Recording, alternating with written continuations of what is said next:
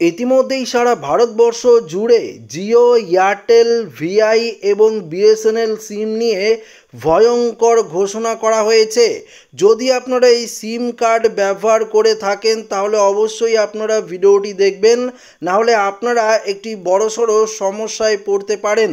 তো বন্ধুরা, এই মুহূর্তে আপনারা অন স্ক্রিনে দেখতে পাচ্ছেন প্রযুক্তি যত উন্নত হচ্ছে পাল্লা দিয়ে বাড়ছে প্রতারণার নতুন নতুন কৌশল। সাইবার অপরাধীরা এবার তাদের ফাঁদ পেতেছে ই সিম কার্ডকে কেন্দ্র করে। দেশের সাইবার সুরক্ষা সংস্থাগুলো এই নতুন ধরনের প্রতারণা নিয়ে সাধারণ মানুষকে সতর্ক করছে।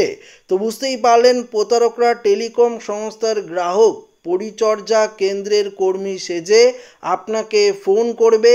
তারা আপনাকে ই সিম কার্ড নেওয়ার জন্য উৎসাহিত করবে এবং সেই সিম সক্রিয় করার জন্য অনুরোধ পাঠাতে বলবে। যেই মুহূর্তে আপনি অনুরোধ পাঠাবেন সঙ্গে সঙ্গে আপনার যে বর্তমান সিম কার্ডের নেটওয়ার্ক সেটা উধাও হয়ে যাবে। আপনার নাম্বার ব্যবহার করে প্রতারকদের হাতে থাকা ই সিমটি ততক্ষণে সক্রিয় হয়ে গেছে। তো বন্ধুরা, বুঝতেই পারলেন, এরপর আপনার ফোনে আসা সব কল, এসএমএস ও ওটিপি চলে যাবে প্রতারকদের কাছে। ফলে তারা খুব সহজে আপনার ব্যাংক অ্যাকাউন্টের টাকা হাতিয়ে নিতে পারে। তো বন্ধুরা, বুঝতেই পারলেন যে এবার প্রতারকরা ই সিম কার্ড দেওয়ার প্রলোচনা দেখিয়ে আপনাদেরকে ফোন করবে এবং আপনারা যদি সেই ফোন ধরে আপনারা যদি ই সিম কার্ড নেওয়ার জন্য উৎসাহিত হন এবং যদি আপনারা অনুরোধ পাঠান, সেই সঙ্গে দেখবেন যে আপনার মোবাইল নাম্বারে বর্তমান যে সিমটি সক্রিয় রয়েছে সঙ্গে সঙ্গে সেই সিমটি বন্ধ হয়ে যাবে এবং সেই প্রতারকদের হাতে থাকা সিমটি আপনার নাম্বারে কিন্তু অ্যাক্টিভ হয়ে যাবে।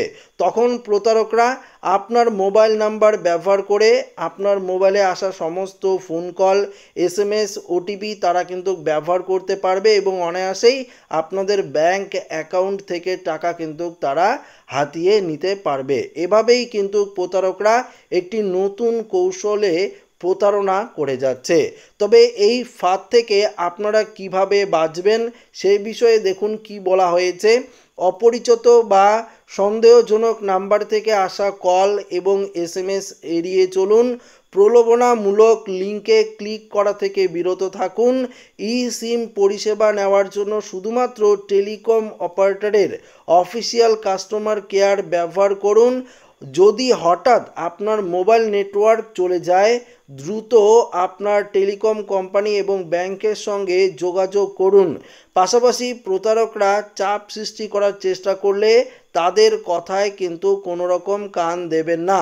যদি প্রতারণার শিকার হন তাহলে কি করবেন দেখুন। এমন ঘটনার শিকার হলে দেরি না করে অবিলম্বে 1930 নাম্বার অথবা দেখতে পাচ্ছেন cybercrime.gov.in এই ওয়েবসাইটে গিয়ে সাইবার ক্রাইম বিভাগকে আপনারা কিন্তু জানাতে পারেন। তো বুঝতেই পারলেন বন্ধুরা, সমস্ত সিম নেটওয়ার্কের সঙ্গে কিন্তু এই প্রতারকরা প্রতারণা করছে। তো অবশ্যই আপনারা কিন্তু একটু সাবধানতা অবলম্বন করে চলবেন, নাহলে আপনার সাথেও কিন্তু এই ধরনের ঘটনা ঘটতে পারে। তো আশা রাখবো ভিডিওটি প্রত্যেকের ভালো লেগেছে। ভিডিওটি ভালো লাগলে লাইক করবেন, আমাদের সাথে শেয়ার করবেন, নতুন হয়ে থাকলে চ্যানেলটিকে সাবস্ক্রাইব করে নেবেন। ধন্যবাদ।